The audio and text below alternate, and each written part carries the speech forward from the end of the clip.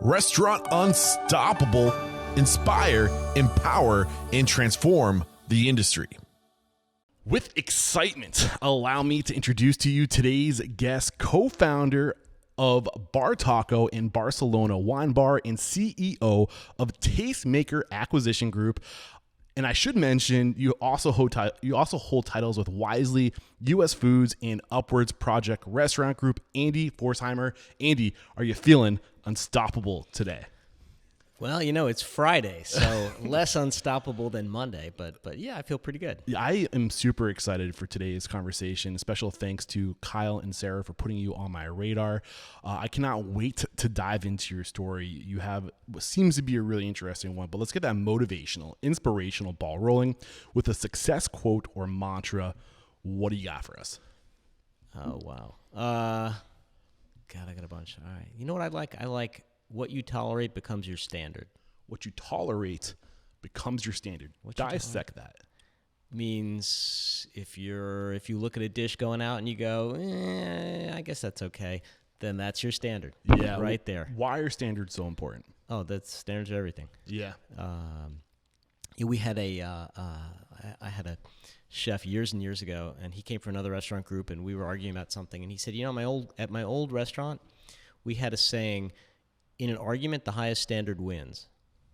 And we all looked at each other and went, oh, that is a really, really good. That's a good standard in itself. That is just a good axiom to live by. Yeah. And it comes into all the time. That's all a restaurant is, right? I mean, it's just a zillion less than perfect things going on. And it's up to you to say, he's not the world's greatest waiter, but he's been here for a while, and I'm not going to fire him, or, that looks a little overcooked, but I got 6 other things on that table, and if I push that one back, then it's going to mess the whole table up, or, she's not that bright, but, she's cheerful, and so having her at the front door doesn't hurt that much. I mean, that's all it is. It's just one after another, and, really successful, really great restaurateurs are the ones who say, you know what? I can't serve that. Or, you know what? He's been with me for years, but he's getting kind of surly at the bar, and it might be time to move on. And that's just sort of, the standards. If you let them move because you're tired or it's a pain in the ass or any number of things, then before you know it, I think that's a great way to get this thing started. And before I start every interview, I usually tell my guests, like I told you, that Restaurant Unstoppable isn't about the restaurant so much as it's about the people behind the restaurant. And you are only as good as your standards, and your restaurant is only as good as you, right? Yeah, that's right. Great way to get this thing started. I love it. And man, you have a really interesting path to where you got to today, because you didn't know you went to Harvard University. So early on, you didn't, but you also took time away from Harvard to go study abroad and cook, right? So you must have known somewhere early that this is your path, but you still wanted to go to Harvard. Like, what was going on through your mind? Like, yeah, I didn't study abroad. I started cooking when I was in high school because I was on the wrestling team, and every week I had to lose weight, and so I would, I'd have to eat tiny amounts of tuna or something like that, and I would come home and I would tell my mom, I can't eat that, I want this, and she would say, great, make your own food. And so I started making my own food.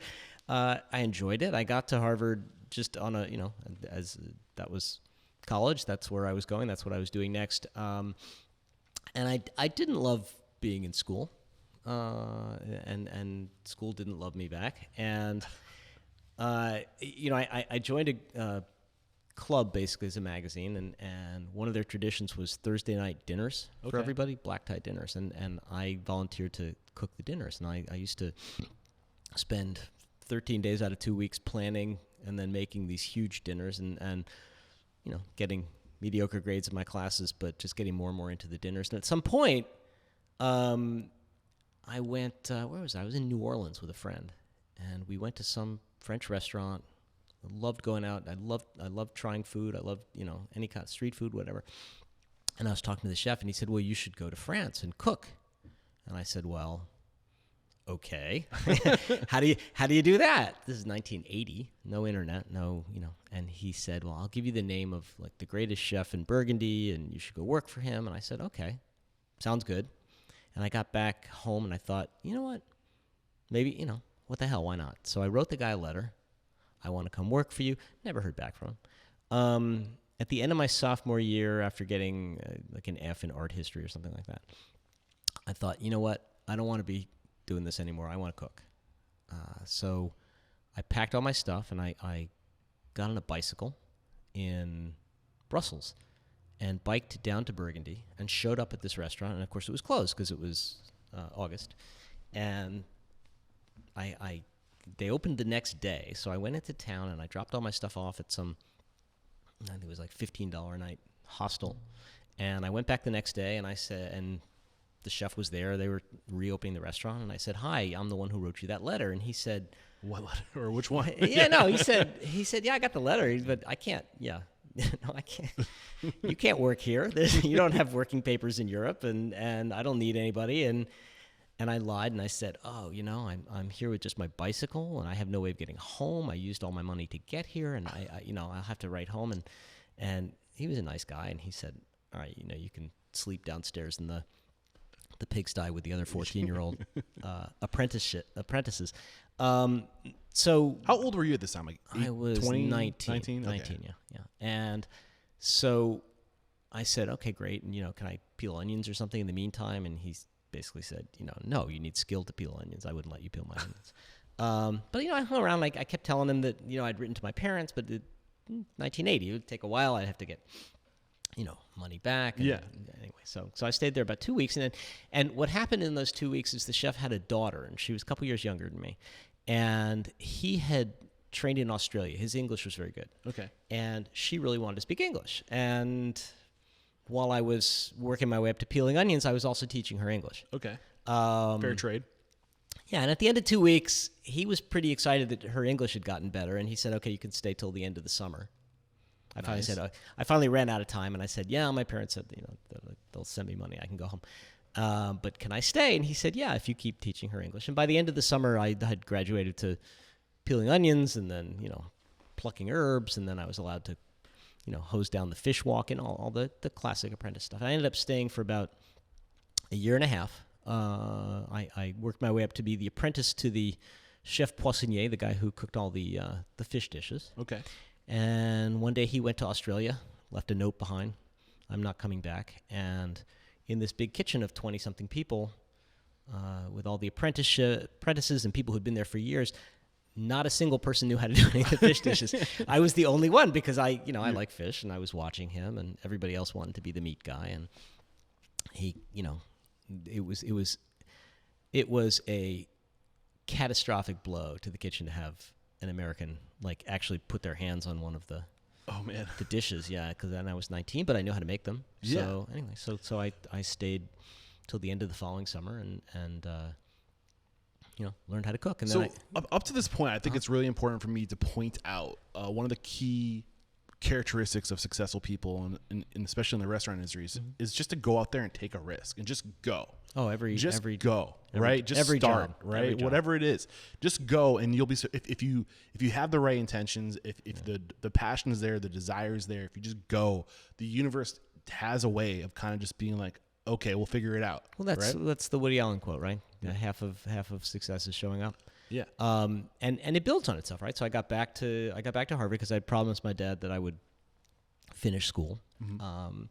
So I got back, and there was I looked around, and the restaurant that was the most interesting was a really, really fascinating Northern Italian restaurant. Again, 1982 or whatever this was. It was not, there wasn't much experiment going on. I'm curious, what were you studying at Harvard? I'm curious if that had any. I was a philosophy major, and when I came back, I actually switched over to Russian language and literature, which was something I always loved and thought, well, I can't actually major in that. But going away and doing this, I came back with kind of an attitude of, I can do whatever I want, and so I switched majors and ended up being fluent in Russian. But so that didn't really serve you that much in your career as a restaurateur. Do you think it has? The Russian? Yeah, did it? Not at all. No. Okay. No.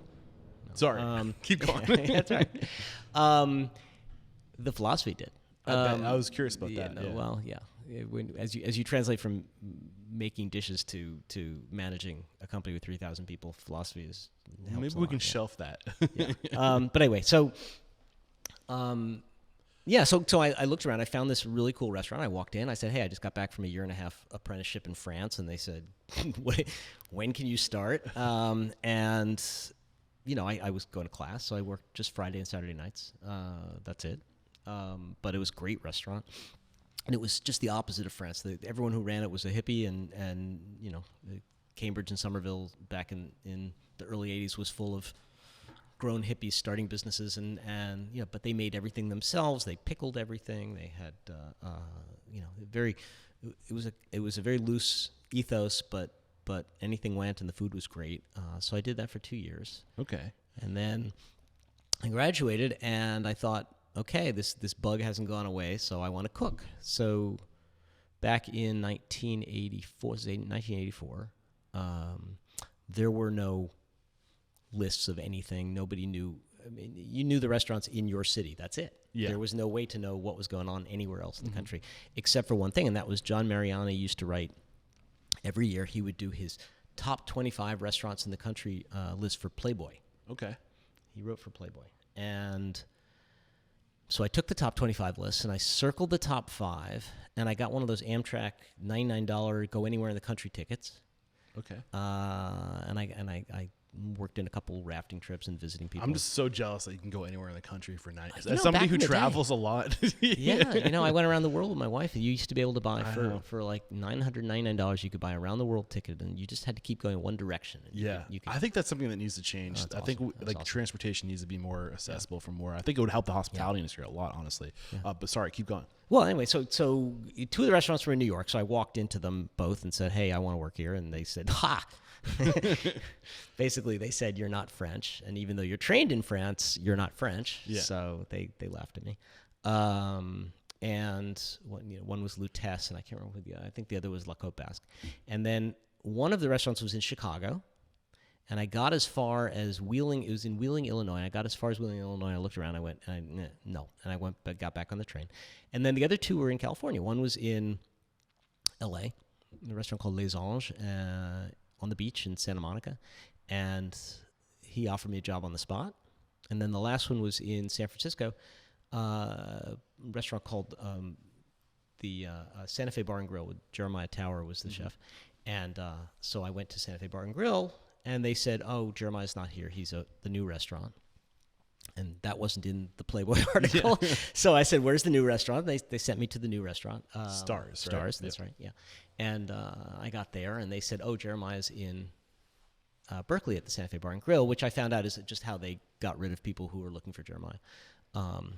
But to your point, I'm not good at taking no for an answer, and so I had a resume all typed up, and I gave it to whoever was telling me to go away, and said, "Well, can you give this when he comes back? Can you give this to him?" And they disappear, and about 2 minutes later, out comes the guy who's not Jeremiah, who turns out to be Mark Franz, who's the chef de cuisine, and he looks at me kind of funny. He says, "Did you go to Harvard?" I said, "Yeah." He goes, "Did you work in France?" I said, "Yeah." He goes, "Did you work upstairs at the Pudding for 2 years?" I was like, "Yeah." He goes, "Huh.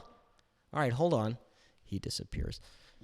5 minutes later, Jeremiah comes out, asks the same questions, kind of looks at me strangely, and says, "Well, can you start Thursday?" And it was a Tuesday, and I said, "Of course I can start Thursday." And I thanked him, and I went straight to the airport and got again on People Express. It was like $49 ticket back to New York. Threw my stuff in a bag, came back out, nowhere to live, no anything, just. But it worked out, right? Oh yeah, it worked out. I slept on. I had my mother's cousin lived in San Francisco, and I slept on their floor for a little while till I found a place to sleep.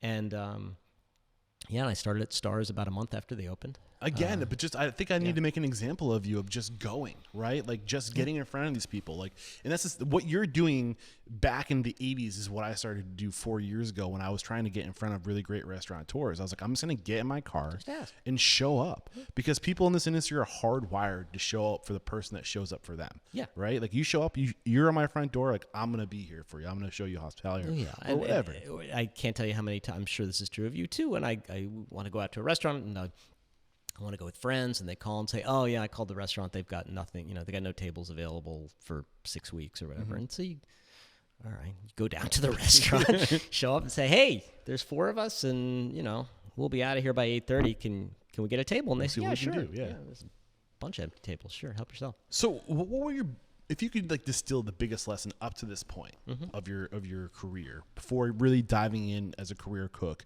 what's the biggest lesson? Oh, that's a really good question. I think I highlighted the idea of just starting and showing up. Well, that's part of it, right? Yeah. I mean, if you're extending this question through my time at Stars, because I learned a lot at Stars, right? I learned a lot of lessons at Stars. So there are a few that I learned there. I think the biggest one was everyone at Stars was encouraged to come up with dishes for specials, right? Because the menu changed every day. And I had something I'd been workshopping, and I was pretty proud of it, and I thought it would be a good. And there were a couple of things that weren't exactly right, but it was close. You could get the idea, and so I said to Jeremiah, I've been working on this thing. Can you come try it? And he said, sure. So I made it. I gave it to him, and I said, yeah, and this over here, this would actually be so and so, and I'm still working on this. And he looked at me funny, and he pushes the plate back to me and says, when it's right, I'll look at it. And I was like, okay. Right? So you told him that it wasn't in your mind ready. Yeah, and okay. Jeremiah was very black and white. Things are right or they're not right. Mm-hmm.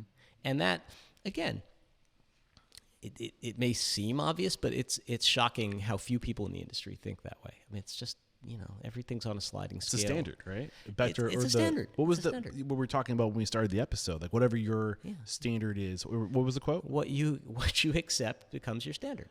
So how does that tie into what's happening here in this moment? Right now, talking to you? No, in this moment in your story with Jeremiah. Well, he was just saying this is not good enough. Like, why do you want me to eat something that's not right? Mm-hmm. Like, what do what's the point? So get to the point where you are ready, like workshop it, get to the point where you are ready, where you think I'll have a comment on this when it's Don't waste my time helping you get there. Yeah, I get that. And that was a great one. One of the other great lessons I learned from Jeremiah was we all sort of, as we got more senior, we rotated into these roles of, management or... Yeah, I mean, not quite. You become like a sous chef for the day or something crazy like that. And one day I was the sous chef for the day, and I was actually in charge of putting sort of the menu together. And I was very junior, and this was a big deal, and I was trying to, put my thoughts in order, and I couldn't find, what I was, I just couldn't get it together. And I ended up taking a pad and a pencil and going in a closet and closing the door just because it was quiet. Yeah. And for some reason, Jeremiah came along, he opened the closet door, and I'm in there with a pencil and piece of paper, and he goes, what are you doing in there? And I said, I'm just trying to think. And he said, good, that's what I pay you for, and closed the closet door. And I was always, at the time it didn't register as much to me, but many years later, dealing with chefs and regional directors and COOs and things like that, and I would say to them, calm down, like stop, you're giving me bad decisions, like go home, go to a coffee shop, go in the corner, just be calm, be still, calm, be still. Like you're supposed to be thinking, not acting right now. Which I was. Again. So he reinforced that behavior for you, the idea of just being still, thinking, being intentional, right? Yeah. You also had time to work with Anne Rosenzweig and Patrick Healy. Are there any other? Were those key mentors reflecting back? Anne was, for sure. I mean, Pat was a great chef. He was a French chef, and he kind of, I came to him thinking I knew what I was doing because I worked a year and a half in France, but I really wasn't at the level that I needed to be for Pat. He beat the hell out of me, and his dishes, different way of cooking. I mean, Burgundy food is it's not rustic per se, but it's you put enough on the plate and it looks right. And Pat's were little jewel box plates, and that was a whole different. Got it. Yeah, so that was a great education in plating, right? I mean, there's plating, like I say, a good chicken parm looks good, but then there's delicate plating, and I ended up doing catering and weddings over the years, and it was great to know how to think about color, think about use this half of the plate and not this half. So that I learned from Pat. So why? What's the reason for those like little tricks, like half the plate and not the other half? You know, just today it's the camera eats first, right? But back then it was you eat with your eyes, and there was a certain. It was just a different price point. It was in Beverly Hills. It was expensive, and it wasn't enough to just, tuck into a nice stew. It had to look the part. Got it. But Ann was a whole nother level. Ann was the business package. I mean, she was a great chef. Yes. She was tough. The standards didn't change with Ann. I was very lucky to work over the course of my life with Jeremiah, with Ann, with Martha Stewart. People for whom there's right and there's everything else. And it's a difficult way to go through life. I'm not necessarily saying that, I would want to have that in my every waking thought the way Martha does, but.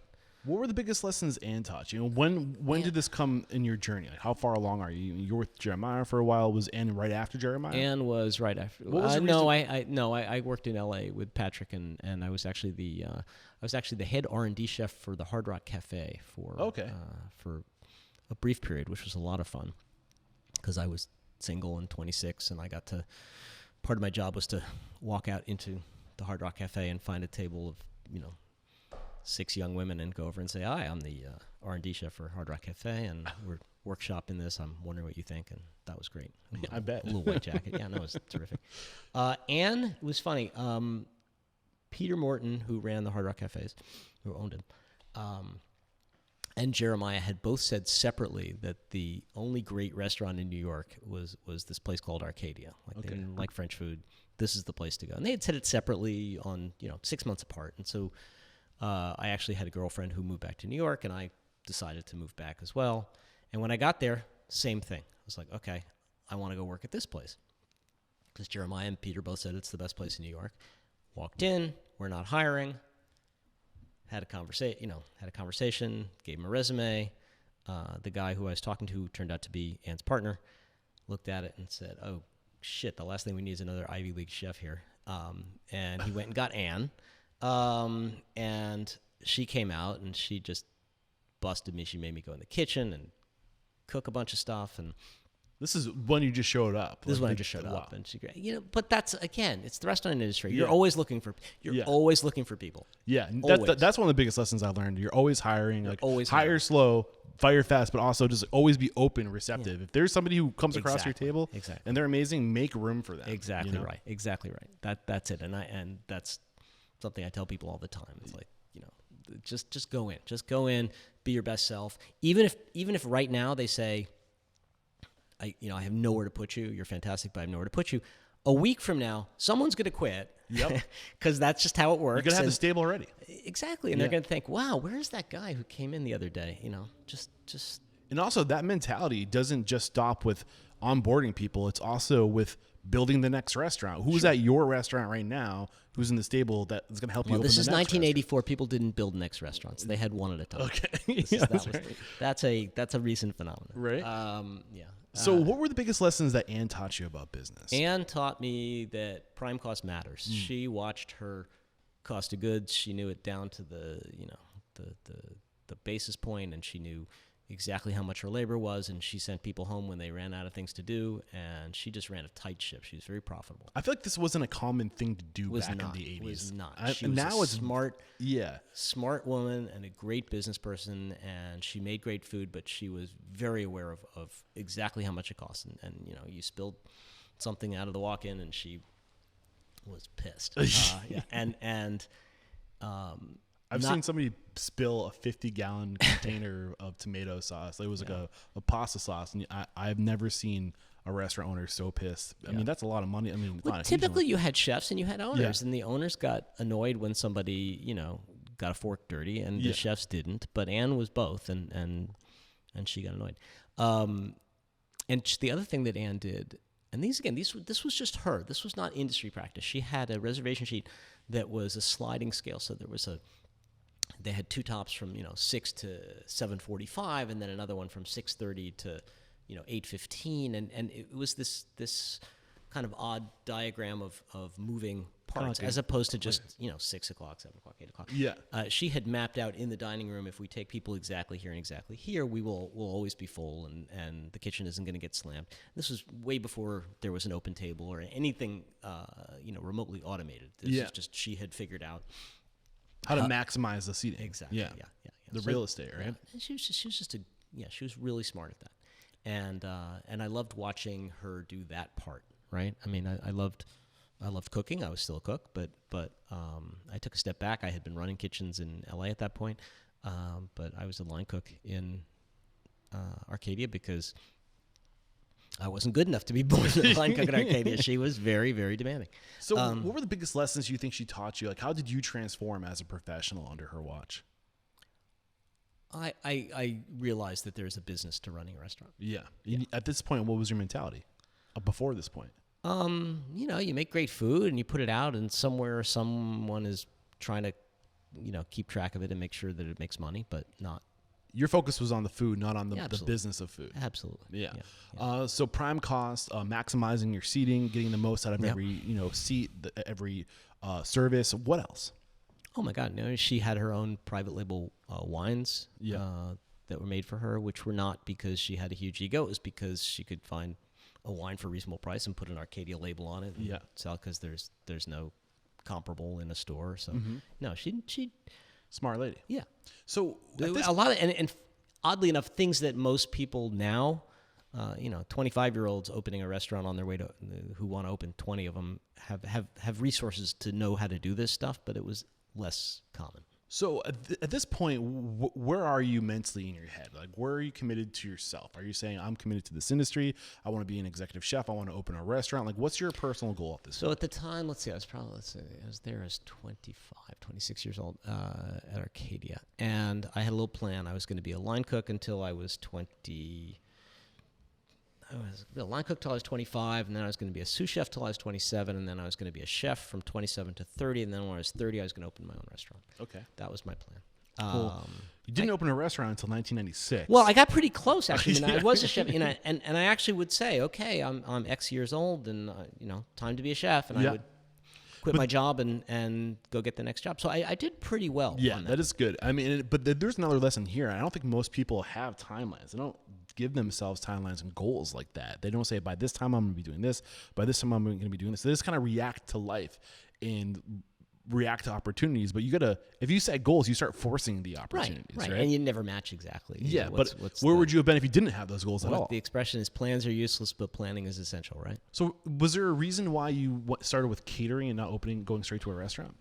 Yes. So I hit 30. I had my son when, I was in November 90. So I was 29 years old, and I had a child. Okay. And that makes you want to be home. That changes all kinds of stuff. Yeah. But anyway, so I hit 30, and when I hit 30, I was done with my 2 years of being a chef, and I thought, I don't want to open a restaurant. This is like the last thing in the world I want to do. Is why is that? Why I don't know, because the business sucks after a while. You're just, you hit a certain age, and you're on your feet all the time, and you're just tired. But you stuck with it to this day. You're still in the industry. Well, yes and no. But you smell bad all the time. It's just like it's a headache. It's not. There's you can't do something for 40 years and like it all the time. It's impossible. So what changed that made you stick with it? I didn't stick with it. I quit.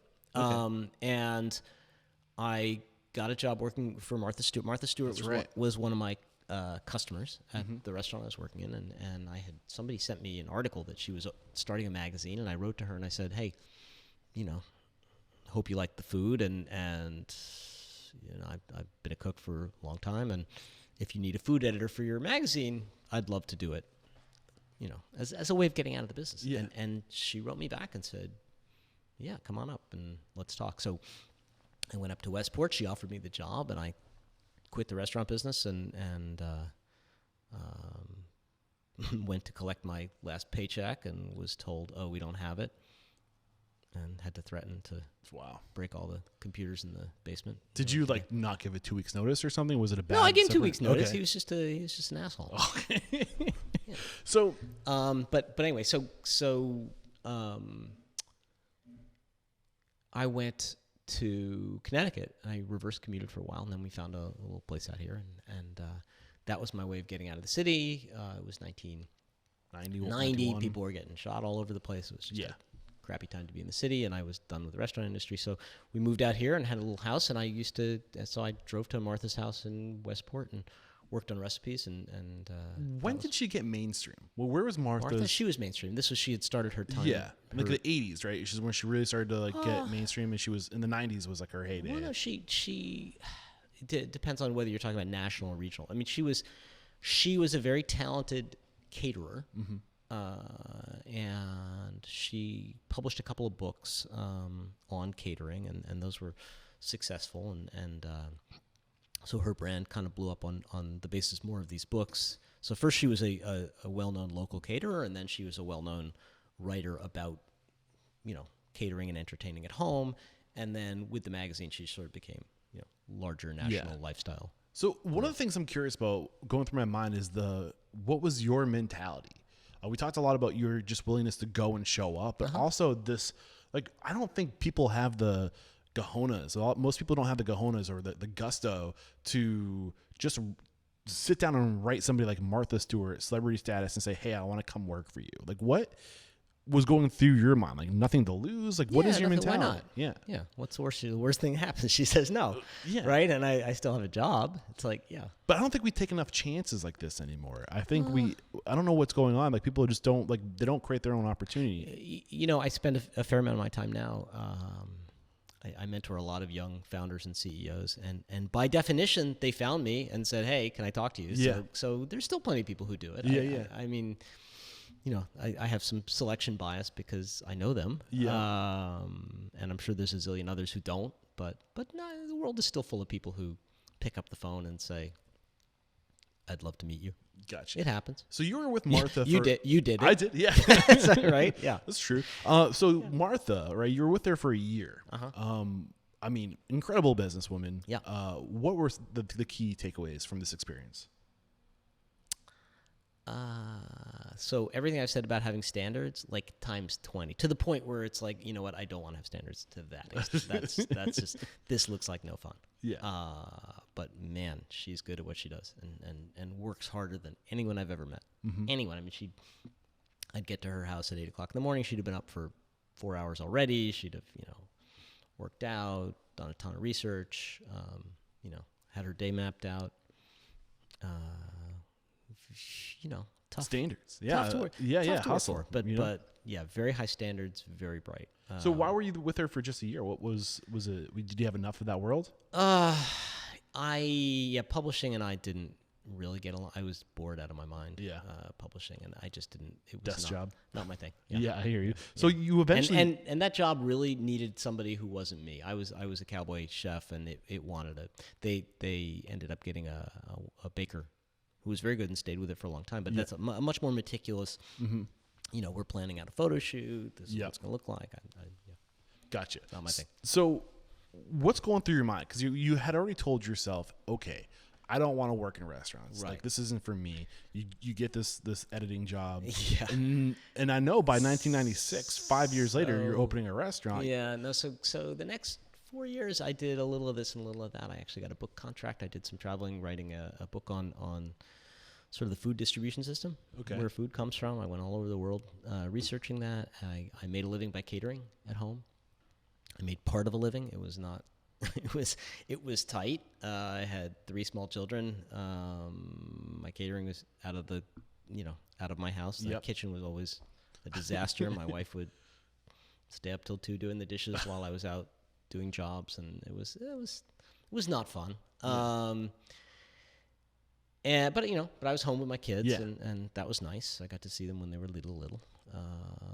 And then, and just for the hell of it, I still do. I help people with business plans or think through what they're doing. You were consulting too, right?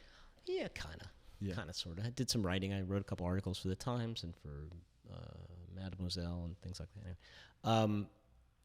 And I had there was a woman who had a sandwich shop across the street from Martha's headquarters. And I used to go there all the time, talk to her, and her brother decided he wanted to open a restaurant. So he had a place in South Norwalk, Connecticut, which was just a complete shithole, but it was sort of being redeveloped, and he showed it to me, and I thought, oh, this is an interesting place for a restaurant. He was originally raising money. I said, I'm not going to give you any money, but I'll help you write this business plan so you can raise money. So I spent some time on it with him, and he went out and he raised the money and opened the restaurant. And about a year later, I got a call from a guy who knew Phil as well, and he said, I'm trying to open a restaurant, and my friend Phil said you helped him, and I'm wondering if you would look at this business plan I've put together and maybe professionalize it. So I said, sure, why not? I met with him, and this was the original tapas bar idea, which was brand new. I'd never seen a tapas bar. I had no idea what he was talking about, but he had lived in Spain for 6-7 years, and this was just the way he liked to eat. He had this idea. He had worked for another group that said, come be our maitre d' for a year, and then we'll back you in your restaurant. And of course, they had rescinded that. So he was pissed, and he had quit, and he was out trying to raise his own money. But he had a spot. It was a long, skinny restaurant. It was across from, they had just opened a movie theater. It was right across the street. And we talked about, his idea was to have a hamburger stand on one side and a tapas bar on the other side. And, the more I looked at it, the more I thought, this is kind of interesting. I like hamburgers, and I love this small plate thing, because I go to fancy restaurants and just have 3 appetizers. Yeah. They get mad at me, but that wasn't really done that much. But that's how I like to eat. This is the mid-'90s at this point, Mid-'90s, right? yeah, 1995. And so in order to see what a tapas bar was, we actually went into New York. New York City was like the only place in the world with more than one tapas bar. So they had like 5. Okay. So we went all over the city and went to each of them. And he would say, this is not what I want. This one, this dish is okay. That's all right. The rest of this sucks. So he had Martha's standards. He had Jeremiah's standards. His standards were very, very high. Impossible to please, but that was fine because it was interesting and it was good. And so I came back and I thought, okay, I kind of like this food. I know how to make this food. It's not that hard. Is this Sasha? This is Sasha, yeah. Sasha. Yeah, and I definitely know how to make good burgers because I worked at Hard Rock Cafe and I worked at Stars. Yeah. Our burgers are, I know how to make really good burgers. So I finally said, look, I will help you do this. If you want, I'll be your partner. I need a job. So this is important right here. I think one of the things, this is where a lot of restaurateurs get held up, is finding the right partner and finding somebody that complements them. Or having different vision. Like, paint the picture of what your partnership was like early on. How can we recreate what you guys had? What was the magic? It's hard. Sasha, he's a uniquely talented person. I remember like many years later when we had a board meeting with Phil Hickey, who's the founded Rare Hospitality. He's the CEO of Capitol Grill. He's kind of a legend in the industry, and we were talking. Sasha was upset about something, and I said, I want to make him happy, but this is a problem, and this is a problem. And Phil said, Andy, he goes, I'm going to tell you something that you and I know and not many other people know. I was like, what's that? He goes, people like us are a dime a dozen. People like Sasha do not grow on trees. I'm like, no, I know that. He's like, yeah, because it was funny. I mean, I ran the company, and Sasha drifted in and out and said, I want this and I want that, and a lot of people rolled their eyes, but it was like, no, running a company is not that hard. Like waking up in the morning and saying, I've seen something in my head that nobody else sees, that's hard. And that's who he was. And I don't know if I realized that day one, but I did realize that he had something I didn't. He had a vision. He had visions, period, right? I mean, I'm a really good executor. If you say, Andy, this is what has to happen, I'm pretty good at saying, okay, well, I guess then we have to do this first, and when these are done, we'll have to do this. And that I'm really good at that. And I'm good at saying, hey, this was supposed to be done by Tuesday and it's not. And I'm good at that. I always quote Gary Vaynerchuk, who says, "You're good in the dirt. You're not good in the sky." Exactly. Right? And then Simon exactly Sinek right. says, "You're a how guy, not a why guy." Exactly right. That's exactly right. And Sasha was a why guy. And I'll give myself credit at an early point for saying, I can't do that. I can't do what he does. And so it was a good partnership. And of course, at the beginning, the partnership was really, he knew how to do the front door and I knew how to cook. And that was our payroll, right? I mean, so we were able to open. So he was a front of house guy. He was, right? Yeah, okay. Yeah. So I think that's another, always like, there's the saying, you can't have too many chefs in the kitchen, right? And it's such a true saying. Whenever I see it, people do it and it works sometimes, but most of the time there's a divide. There's a divide and conquer. Your lane, my lane. We fought a lot, and I tell people who have partners, it's like the most important thing is you have. What we did was two things we did that were very important. One was he insisted on being a 50-50 partner. Okay. Period, and no other partners, because he had been in a situation where it was a 40-40-20 thing. He had 40%, and the other 40 and 20 kind of ganged up on him and forced him out. And he said, "I'm never doing that again." Okay. So it's 50-50, and nobody else can come in. And I said, "Fine, that's all right." So we had to agree. It might take 2 days and us punching each other to get there, but if we didn't agree, nothing happened. So that was very important. And you were just telling us about partnerships, why it was important for you and Sasha to do 50-50, the issues he's had in the past when he did three-way partnerships. Take it from there. Well, what I said, there were two really key elements to our partnership working. One was that 50-50 thing. And the second one was we agreed at some point, maybe not the first day, but early on, that we would have what we called spheres of influence, right? So things over here, I'm drawing a circle on the table for your radio listeners, that was his. Okay. Things over here, these were mine, right? And we would have opinions about it. Sasha had very strong opinions about food. I mean, he's a great cook. His taste buds are fantastic. I mean, he's really good with food. So he had strong opinions about food, but food was mine. I have opinions about restaurant layout and design, right? I mean, I care about it, but that was his. So we could argue about it, but in the end, you're making the decision. I'm making the decision. He's making the decision. That's it. Yeah. And this reminds me so much of the emyth, right? In that book, he talks about, Michael Gerber talks about writing down every responsibility in a business, no matter what that business is or a restaurant, and then putting a name next to the person who's responsible. It's huge. It's huge. So important. It's huge. And the only times that we ever really fought were on the things that were somewhat overlapping, right? I mean, so if there was a dish on the menu that maybe, he came up with, or it was his mother's or something, and I was the one cooking it, he felt like his opinion was just as valid as mine. Yeah. Or when we designed restaurants and it was more of a layout function issue, right? It wasn't purely how the place looked, but it was more like how many steps was it to get from, the walk-in to here. Then I felt like that was my issue as well. So those are the ones where we really went at it. Was places where it wasn't clearly defined whose responsibility was. So from day one, when you guys first started visioning, you first started driving around, having, tasting restaurants in New York City, trying to find out exactly what you want to do, was the vision always to scale? What was the vision from day one? Where did you guys want to take this thing? We just wanted a job. You just wanted a job. I just wanted a job. Yeah. What were the first, reflecting back at those early years, you already talked about staying in your lanes, dividing and conquering, respecting each other's, responsibilities.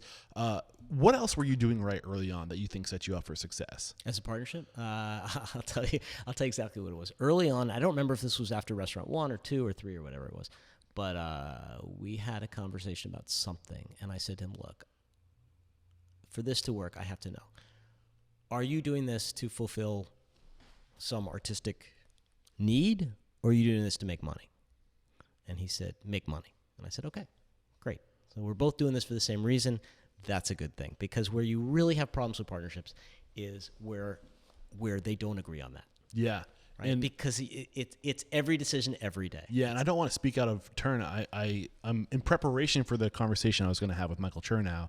I know that partnerships was something that was public, that there was an issue with partnerships, and in exactly what you're talking about, where one person wanted to dial it back and the other person wanted to go scale. Yeah. And it's really important that you are aligned with what the I would go destination one is. further. I would go, let's say you're in a successful partnership, but it's been a while, and you come to the day where one person is in it to make more money and the other person has enough money and is in it for, to do something beautiful, you should dissolve that partnership. Yeah. And I think you kind of see this with RU Wineswag and Paul Saginaw too, but what they decided to do was scale locally, so there is a balance that can be met. When I mean by scale locally is they took that Zingerman's school of business, that thought of business, and just like recreated that philosophy of those core values in different businesses. So there's ways you can find balance if you want to scale and stay local or whatever it is you're trying to do. Right. But not to digress. Sorry. No, but this becomes everyone's issue all the time, right? I mean, I can't tell you how many people say, "Hey, I want to do what you do. I want to have this big national empire. I want to sell it for lots of money. Blah blah blah." What should I do? And I say, it's really simple. Just be comfortable putting your house on a loan and live on an airplane. Yeah. Right? If you can do those two things, and you just see their eyes glaze over. They're like, really I don't want to do that. Yeah, it's like, exactly. okay, that's fine. And there's no reason why you should. Yeah. But you asked me a question, and that's the answer. Yeah. If you're okay with those things, then great. So we've been pretty granular up to this point. Let's zoom up to 30,000 feet real quick. Okay. So you open Barcelona Wine Bar in 1996. You open Bartaco in 2010, correct? Yeah. So what happened? Take us through in a minute or 2 minutes. We opened the growth of the business. Yeah, it doesn't grow like that, right? So we opened Barcelona in 96. We took us a year. We were losing money. It looked like the scenes from what's it called? From Big Night. You'd stand outside the door, and there'd be a Japanese place across the street, and they were full, and we were empty, and it was just, a lot of Sasha would call his friends, and he had a lot of friends, and say, "I want everyone to come down on Thursday, and I'll buy you all drinks," just to fill the place. It's my intention to really pull back the layers and how you guys went from the first year to not really being worried to where you were in 2010, but just paint the picture of what happened. So in 98, we were doing well, and we decided, we'll do another restaurant, and we took over a spot. It was a fancy Italian restaurant. Had a great chef. It was behind a theater, so you couldn't really see it very well, and the parking lot was full when the theater was full. But we figured it was a great restaurant, and didn't matter, people would come. And we were wrong. It was a crappy location, and they didn't come, or they did come, and there was no parking. And around the same time, other people came to us and said, we'd love to give you money to open a restaurant in Greenwich and, get the best chef out of New York and do something fantastic. So I thought that was a bad idea, but Sasha and another partner went and did that. So we had all these going at once, and they both failed. The Italian restaurant and the other project. They both failed, yeah. And so we lost all our investors' money in the Italian one, and then the other one was just hemorrhaging cash. And Sasha and the partner came to me and said, I know you don't want anything to do with this restaurant, but can you help? And I said, I'll help if you get rid of that partner and you fire the chef, because I've been telling you forever that he's an asshole and he's not as good as you think he is. And so they did. And so we went and raised money and said, hey, we're opening our second Barcelona. We're going to take this restaurant, and for $250,000, we're going to change all the matchbooks and the menus, and it's going to be Barcelona number 2.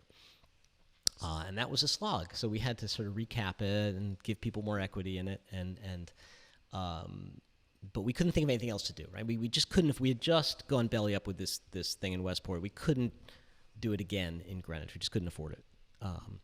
So we, on a dime, we turned it into Barcelona number 2.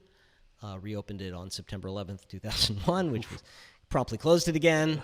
Opened it, the next day because people were staying home from New York and didn't know what to do with themselves. So we reopened it, had a nice bar, and it was full. And within 6 months, we had paid back most of the debt from the partnership that dissolved. From the partnership that dissolved.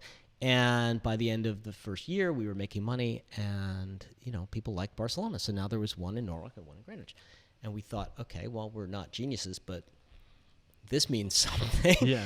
So in answer to your 30,000-foot view, a few years later, we got offered a nice spot to do something, and we said, okay, we'll do another Barcelona there. And that's what we did. Every couple of years, we would make enough money to borrow half and put up half from cash flow and do another Barcelona. So by 2008, we had 6 Barcelonas. We had, Norwalk, Greenwich, Fairfield, West Hartford, New Haven, and then we opened Stamford. So we had 6 Barcelonas. And at some point during that process, we had decided that the way to do this would just be to form a Barcelona Restaurant Corp. Who's, and stick... Bartaco? Yeah. No, just Barcelona. Okay. Yeah. And stick a little money in the bank and use it to keep opening Barcelonas. And then I needed to have a real accountant, and I needed to sit down with him and say, what does this look like? How do you, And so he showed me how to pro forma, the growth of it. We didn't really know where it was going, but we knew that if we raised still more money, that we had a lot of people to pay back, and so we would have to grow this at some point. We didn't really know how you got out of that, but yeah. And that got to about 2008. Okay. So now let's get back into our helicopter and hover real low and get granular again. Thank you for that big picture. Mm-hmm. So 96 to 98, you said it took you to really get to the point where you're doing well. Yes. What were the things that happened and changed to pivot? It was just word was getting out? Like, what things did you do anything differently, or is it just that time does it just take 2 years to get to the point where people know about you? That's a great question. And I couldn't give you a 100% certain answer. I think, we had the hamburger place, we had the tapas place. And the tapas place we had set up with, no, we want to do what we want to do. We don't give a shit what anybody else wants. It's going to be an authentic Spanish tapas bar. The bartender's going to serve you. We had toaster ovens and microwaves under the bar and a giant ice thing behind that, and that's the food. And, of course, people came in and said, we'd love a waiter, and do you guys have steaks? And we said, no, we're a tapas bar. We don't have steaks. And so they would say, oh, okay, and they'd leave. And at a certain point, we said, maybe we should have a steak. It's like, how about paella? And Sasha was like, no paella. Tapas bars don't do paella. It has to be done on top of the oven. If you do it in the oven, it's no good. And I was like, well, dude, you can do a pretty good paella in the oven. So this is the kind of fight we would have over this stuff. And, so in the end, we bent towards what people wanted to a certain point, and then not to a certain point. You're always kind of, there's a sliding scale when you have a restaurant concept. And on one side of the scale is, I'll make whatever people want. And then the other side of the scale is, no, I'll make what I want, and people will like it or they don't. And every restaurant, every concept has to decide where they are on that sliding scale. And there's no right answer to it. I don't want to imply that there's a magic spot. It depends on your concept, depends on who your customers are, depends on your price point, right? I mean, if you're Thomas Keller, then your scale can be way the hell over here on the right. Yeah. And if you're if you're fast food wings, it probably better be way over here on the left. Yeah. This is something that comes up. This is like one of the things. The more I learn, the more I realize I don't know anything, because interviewing people, some people will say exactly what you said, where you got to do exactly what is true to you and what you're doing, because at the end of the day, like, you're the one that has to show up, and if you're not passionate about it, then you won't have the endurance.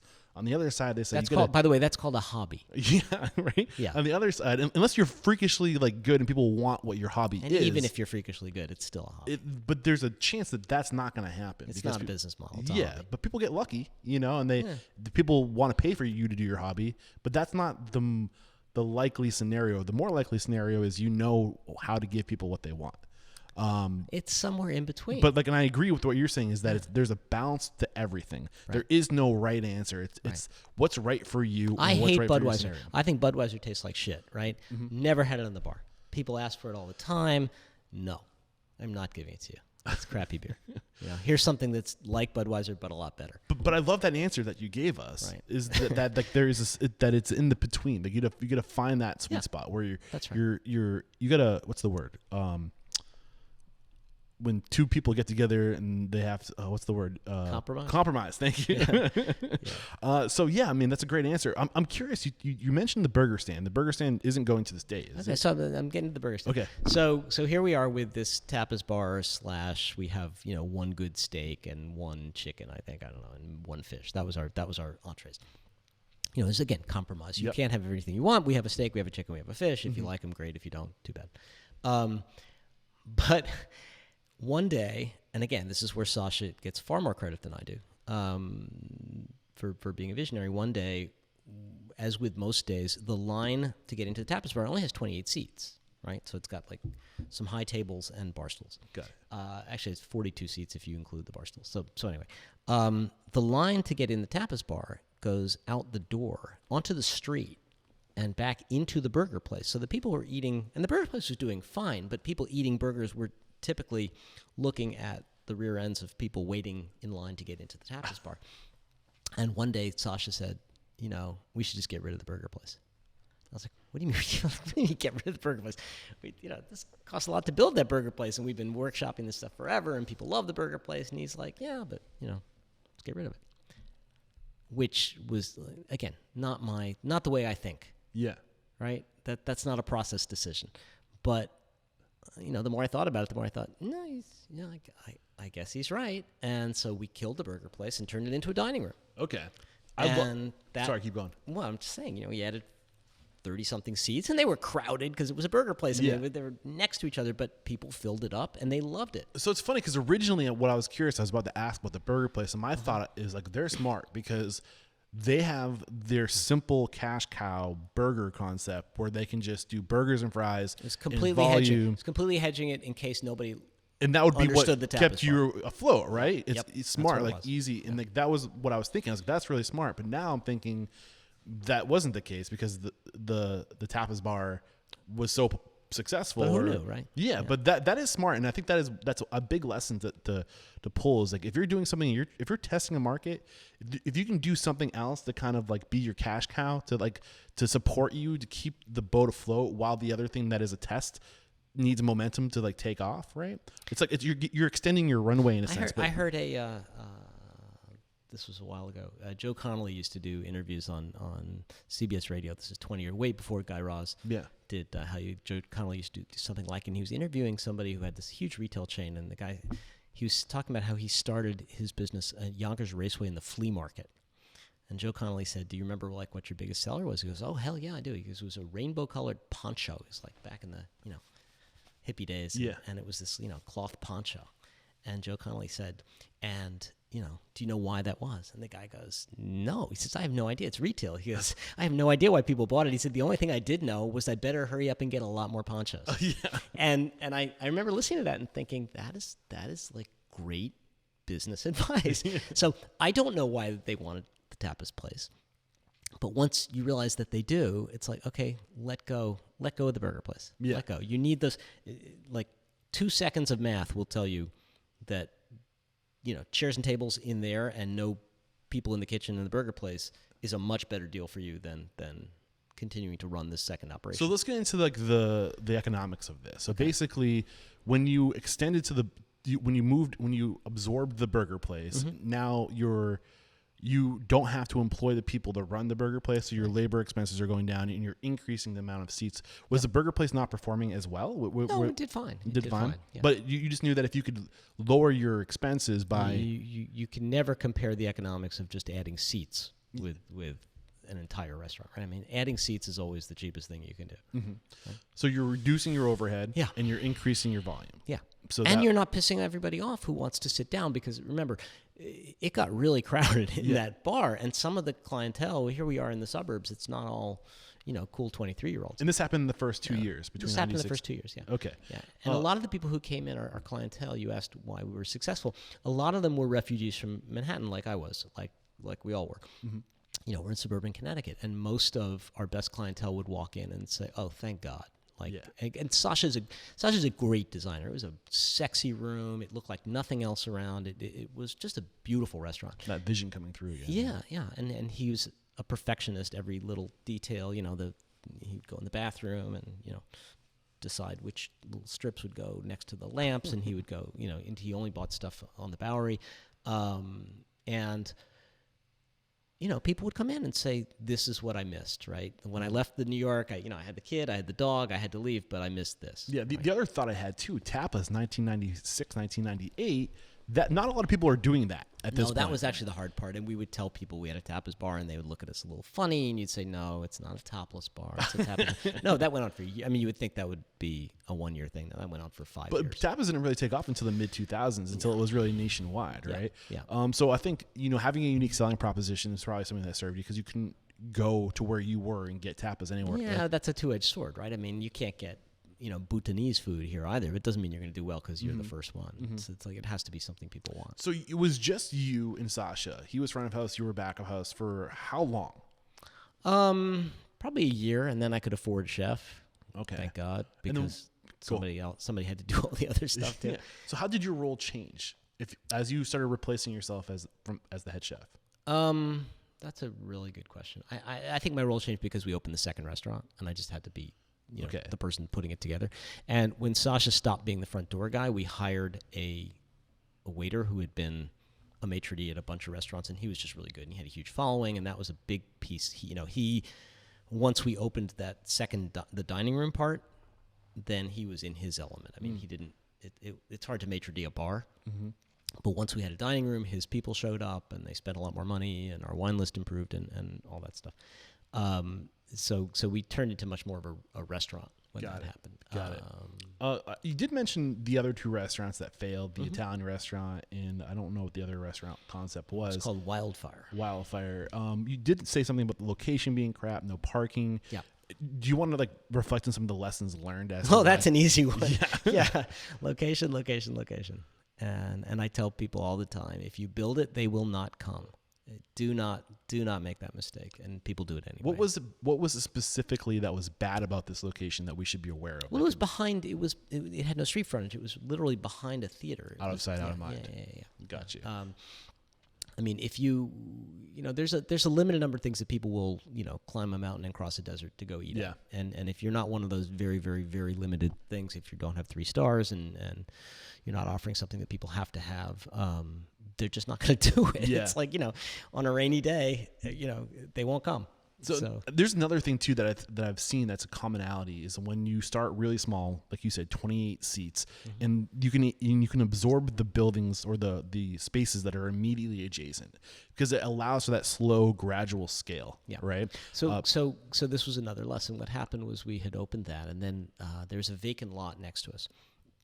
It was rubble, and it was owned by the same landlord who owned our place, and I don't remember if he came to us or we came to him. It just said, hey, can we turn this into like a patio because we have so much demand in the summer? And he said, sure. So we had we signed a lease with him, and Sasha built this beautiful, like woven wood fence around it, completely like enclosed walls. That's what he likes to do. He doesn't like anybody to see anything from the outside. It's a little world, and it was a beautiful patio, and people came, from all over to eat in this thing. It was fantastic. And we built a big fireplace at the end of it, which was a headache to run because, there was no communication. There's no wireless back then. So you'd have to run tickets in and out from outside. It was just a, giant mess. Everything was, we had to just pull it out of our ass every day. But we worked hard and we were good at what we did, and we pulled it off, and people appreciated it. But one day I got a note from my landlord saying, we're going to build a building there, so need to take the property back. And I went, fuck, that's a big moneymaker for us. Yeah. I was really bummed out, and I went to one of my biggest investors, who his office was down the street. Very smart business guy, good guy. He was my sounding board as I was learning how to run a business. And I showed him the letter, and I said, this is awful. And he said, don't you have a lease? And I said, yeah. He said, let me see the lease. So I went back and, walked over 2 blocks, got the lease, went back, gave it to him. He read it. He goes, you have no problem. And I said, really? He goes, nah. He goes, here. And he gave me a lawyer's phone number. He said, call this guy.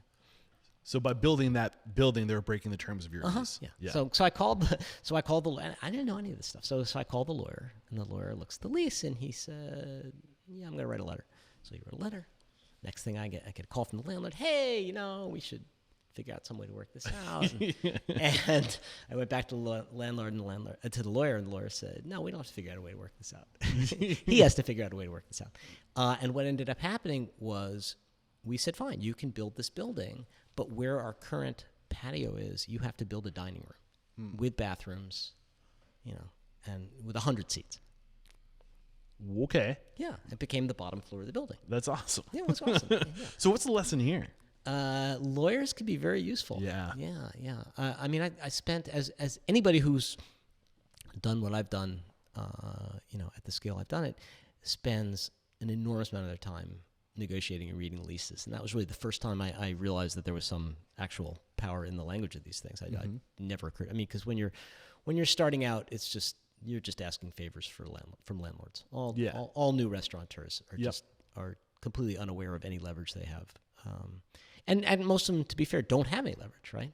Yeah, what's the whole point of creating the leases to put things to make it concrete, to make it fixed, so you can't get taken advantage of, put it in writing. Yeah, but again, you're a new restaurant person. You're very fixated on why didn't the chicken come at 2:00? Yeah, and you're now consumed. Yeah. So I think the one of the biggest lessons I've learned doing this show is there's two people that you want to outsource. The first two people you outsource to, first an accountant, second a lawyer. The two expenses that you just put up, like pay for it, because it will pay for itself in the long run. It does. It does. Yeah. And you can't use a friend who's a lawyer who does a lot of divorce work, but who will look at your lease. No, you use a real estate. I mean, it's expensive to have all these lawyers, but it's also expensive not to. It's very expensive not to, because you would have lost that summer business otherwise. Oh, you know, I mean, our early partnership agreements. Not only did you lose the summer business, but you also gain now that seasonal year-round extra 100 tables. Yep. You know, all because you forked up the money for a lawyer. Right? That's exactly huge. Right. But also, and let's be fair, the lawyer wouldn't have happened if I didn't maintain a mentor relationship with a really, smart guy who was one of my investors, which is another lesson, which is when you get investors, don't just.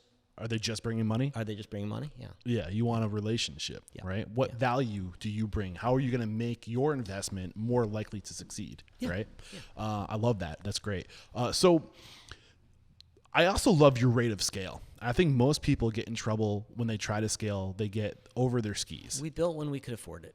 Cash flow and people, that determines your growth, right? And you said every couple of years. Every couple of years. And during this time, Sasha, he just continually wanted to open something else. He wanted to do Chinese restaurants. He wanted to do steak restaurant, everything imaginable. And one of my few superpowers is focus. And I was like, no, we're not going to do that. Nope. Why is that so powerful? Because it's hard enough to do one thing well, right? Sasha was convinced that we could do 100 things well, and I had seen firsthand that we could not do 100 things well, first of all. And second of all, he wasn't doing the day-to-day of running 6 restaurants, and that was, you only have so many hours in a day. People don't. He wasn't doing the day-to-day of 6 He was not doing the day-to-day. So he was focused on maitre d'ing that one? Or? No. He was long since out of the dining room. He was the one, conceptualizing I mean, to build a new restaurant, just because we do one every 2 years doesn't mean we're always not doing it, right? I mean, it takes a while to build these things. And, and he had tons of menu. I listened to his menu advice. Even though food was technically mine, he was the one who ate out all the time and had ideas, and so he drove a lot of the menu. How did that affect your relationship? This guy being such a visionary, creative, wanting to build, do new things, you holding him back, saying let's focus on doing one thing really well, which is just a testament of the chemistry of your partnership. Goes back to what I said, right? Which is that very early discussion. Are you doing this to get your yayas out or to make money? So you guys you agreed on the same why, and then that brings you back. And I could say, no, this is not how we're going to make money. Yeah. Right. So coming to terms on why is so important early on. So you can go back to that and say, remember, this is what we're trying to do. But in the end, I'm painting it as an easy decision. It's not, because in the end, he's probably more right than I am. Because one of the things he really wants to do was a Mexican restaurant. We were looking at doing a Barcelona at Mohegan Sun. Okay. Right. That negotiation went on for 3 years, and we would drive up and down, to Mohegan and look at the space. And on the way, Sasha would always stop in New Haven because there were these taco trucks parked off of exit 46 on 95, which is they're phenomenal taco trucks. And he had this dream of opening a taco truck restaurant. It was like basically a shack where you would open the side of it, and you would do these kind of there'd be somebody's grandmother in there, ladling, pozole out and making tacos were topped with chopped onions and cilantro, just like, little handheld street tacos for $1.50. And I'm assuming this was like early 2000s, mid 2000s? Mid 2000s, yeah. So that's a visionary moment right there, too. Yeah. No, he's ahead of the game. Yeah. So he was hounding me, and he would go off with real estate brokers and find a space and say, hey, good news, I found a space. I'd talk to the landlord, we have a lease, and I would say, okay, I'm not signing it. So you want to do it, you go do it. And that would usually kind of be the end of that conversation. Yeah. But he was very focused on this thing. So just to circle around a little bit, in 2008, our Greenwich lease came up. And it was one of the few fair market value leases we had. And so the landlord wanted to jack our rent. And I wanted to tell him to fuck off. And so we were looking around for other places that we could do at Barcelona if we had to walk away. And one of my chefs said, well, I have a friend, he has a lobster place on the water, and he only uses it 3 months a year. And his sister wants to be in the restaurant business. He doesn't. You should go visit. So I went and visited him. And beautiful space on the water, crappy building. It's just a big cement shell. Half of it is a lobster pound being run by, wholesalers, and the other half is a bait shop with picnic tables out back that he does lobster. And I said, it's a good spot. You could do something with it. Do you want to? And he called me back and said, yeah, my sister doesn't want to sell. She likes being in the restaurant business. I was like, okay, well, if that ever changes, let me know. Okay. So, and I would call him every few months. How's it go? How's the restaurant business? I hate it, and that would go back and forth. So sometime in 2009, we were in the depths of the recession, like life sucked. Barcelona's were doing well. We had made a conscious decision in 2007 to actually lower prices because we sort of, I didn't feel good about the economy. We had lowered some prices just to keep business, and then we had a lot of trade down because we sort of sensed what was going to happen. What do you mean by trade down? Well, in 2008, we sort of sensed what was going to happen. We said, look, here's what's going to happen. A bunch of people who are normally eating at Thomas Henkelman or Ruth's Chris or like these places, they're not going to have any money, but they're not suddenly going to learn how to cook. So they're going to start trying restaurants that are a little cheaper. They're not going to change their habits. They're not going to change their habits. Modify. They're going to come somewhere cheaper, and we're one of the places they're going to come in. If they come in and they feel like they've been demoted because they don't have money, it's going to suck. Mm-hmm. But if they walk into our place and they get exactly the same quality food and the exact same service that they had at Ruth's Chris, only for half the price, we keep them forever. With half the price, is that just because of the portions? I mean, tapas It's partly the portions. I think that, was probably one of the big reasons why in 2007, 2008, tapas really started to go nationwide. Yeah, but we made a conscious effort. I mean, we looked at the wine list. We looked at every wine on the list. We lowered the price of the bottom ones, right? We left the middle ones alone, but we lowered the bottom ones. So you could come in and have this, an experience of the same. You're getting the same food and service that you got at Ruth's Chris. You're not getting the same decor. You're not getting the same, the distance between the tables. Yeah. But we said, no, we're going to actively go after every time somebody comes in that you haven't seen before. You go get the manager comes over, you find out where they're from, and I want to keep all these people. So it was a strat. Anyway, moving forward to 2009, we were doing okay. We were doing pretty well, actually. And the guy calls me and says, hey, do you still want this place? And I called Sasha, who was just driving me crazy with this stupid Mexican thing, and I said, okay, there's a waterfront place, right? We can't use it because we signed our Greenwich lease. Yeah. The only thing I can use it for is another restaurant. You want to do your Mexican thing, do it here because, how bad can it be? You're on the water. You're in Portchester. You've got all your – and the original idea was these, club kids would come in at 2 o'clock in the morning looking for some greasy food after drinking all night. Yeah. And that was the Bartaco plan. So the idea was to take this building and spend $600,000 converting it. And, of course, Sasha spent $2.2 million. But he built a beautiful deck on the water, and we got new investors for it because I didn't want it to touch Barcelona. I was like, okay, don't take my carefully honed Barcelona machine. Don't take it down with your $2.2 million build out of something that isn't going to work. And so we opened that Bartaco opened at the end of 2010, and we opened in December.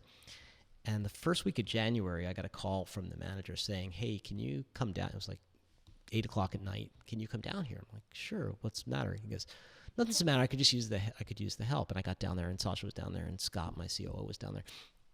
And there's a line out the door of people in Jaguars and Bentleys wearing, minks because it's cold, trying to get in. Like, what the hell is this? He goes, I have no idea. And it was just, Bartaco was huge with the Scarsdale, Harrison, Greenwich, Darien crowd from day one. I still can't tell you why, but it was just enormous success. And so long way of getting back around to my story of focus and holding Sasha back, who knows if I hadn't held him back, we'd have 10 great concepts. I don't know. Yeah, but I think at the same time, you're able to get stability with one concept, have plenty of cash flow from that, which freed you up. And plus, I mean, when you have that track record of success, people are more likely to give you more money. Well, getting more money is not a problem. When you have a successful restaurant, people show up all over the place and say, I'd like to give you money to open a restaurant.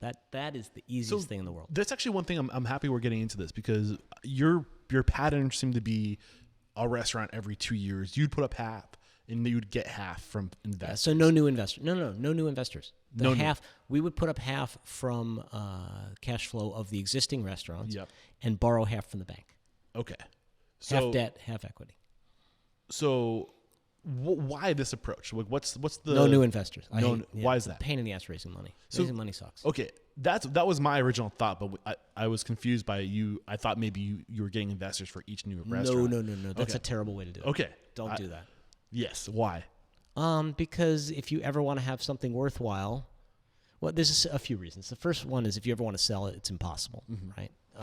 The private equity groups, they hate multiple investor groups. The second one is you get in fights, right? Because, you raise some money from this group for this restaurant and some money from that group for that restaurant, and this one's doing well and that one's doing badly. It's what's going on? They're like, here? why aren't you spending all your time over here? Not jealous, but just like pissed. Yeah, you should be in this one all the time until we get our money back, and then God forbid somebody makes a bit, offers to give you money for both of them. Yeah. It's like, okay, how are we allocating it? So for the first Barcelona Wine Bar, you had investors, and then every restaurant thereafter was you put up half and you got a loan from the bank. That's right.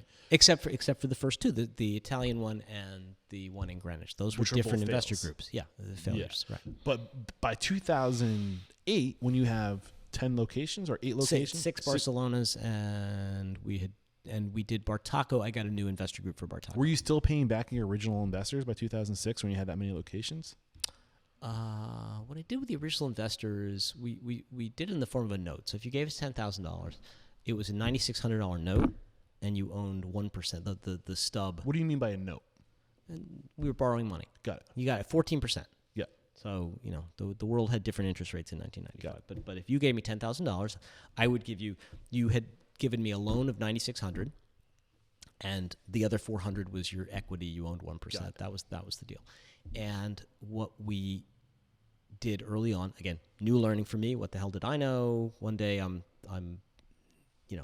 talking to a table. The guy's a commercial banker from Citibank. He wants to know how we set this up. I told him. He said, "You're paying how much?" I said, 14%. He goes, "Do you guys make money?" I said, "Yeah, we do pretty well." He goes, "Come see me tomorrow." So I go in the next day. Literally the next day, I go to see the guy. He sits me down with the loan officer. The guy writes me a check for $320,000, which is what we had raised. Yeah. And I paid everybody back and got rid of my 14% interest. And I think I got it down to 8 or something. So you basically got rid of the loan. You still owed the money, but you just consolidated. No, at that point I didn't owe them any money. But you still owed the bank the $300,000. I owed the bank the money. But you used a lower interest rate. Lower interest rate, and I had 5 years to pay it back, and I wasn't having to tell people, "I'm sorry, I'll get you your money soon." Right? Got it. Yeah, monthly rates. Yeah, 5 years is a lot different than just having it hang over your head, and it feels good to give all your investors back their money. I mean, it's easy from there. So let's jump up to 30,000 feet again real quick, because by 2010, you're comprised of Bartaco, or you are now 6 Bartaco. Barcelonas and a Bartaco. Yeah. By 2018, you sell. Yes. At that point, you had 22 total locations, or 21, like 10 and 10, or 10 and 11? More than that. We had 30. In 2018, we had 34. Okay. Yeah. And I guess the thing I'm curious, I want to talk about what you're doing now and how you're helping people and what advice you have for people who might approach you or want to take the path that the people you work with take when they're working with you, if that makes any sense. But really talk about your evolution from like 2010, where you really start to get to the point where you're now, not just a couple restaurants, like you're scaling. How were you evolving as a professional? How did your role change? How did Sasa's role change? How did you guys put you're already wearing your big boy pants, but now you're wearing your big boy suit? Yeah, right? Yeah, I guess. A couple answers to that. So one is, it has to be something you enjoyed. At some point when I sold it, it was not that much fun at that point, right? But early on, when you start in the business, you want to cook, you want to make a great dish, and that's the thing. And one day you're able to make this great dish over and over, and then you start looking at the sous chef and saying, I want to do that. I want to manage people. Yeah. And so you become a sous chef, and it's hard, right? People suck, and you have to do this and that. But one day you're good at it, right? And then you look at the chef and say, I want to do that. I want to create the whole menu. I want to create the whole thing. So you become a chef, and then and you're terrible at it, right? Yeah. It's like, this is much harder than I thought. It's too much responsibility. But eventually, you're a really good chef. You can do this anywhere. And when that happens, you say, I want to be like to own my own restaurant. So you own your own restaurant, and that's like getting punched in the face every morning 100 times, right? But eventually, you're pretty good at it. You have a functioning restaurant. It makes money. It's like, okay, I'm a little bored. I wonder if I could do another one of these things. Yep. And then that happens. And, you do that, and then it's like, I wonder if I could do a bunch of them. And then you have 6, 7, and they're all functioning fine, and you hardly have to be there. And it's like, I wonder how big I can make this thing, right? So that's what kind of keeps you, if you're someone like growth. Me. Yeah, I mean, people are motivated by different things. Some people are motivated by money. I'm not particularly. People are motivated by ego. I'm not particularly. Some people are motivated by just obsession with like the puzzle, and I am that. Figuring it out. Yeah, figuring curiosity. it out. I'm. What's next? Yeah, I'm kind of hyper competitive in a slightly unpleasant way, and that's with the ego coming in, though. Maybe a little. Maybe it's me against me, though. I'm fascinated by ego right now because I'm listening to actually on the way down here.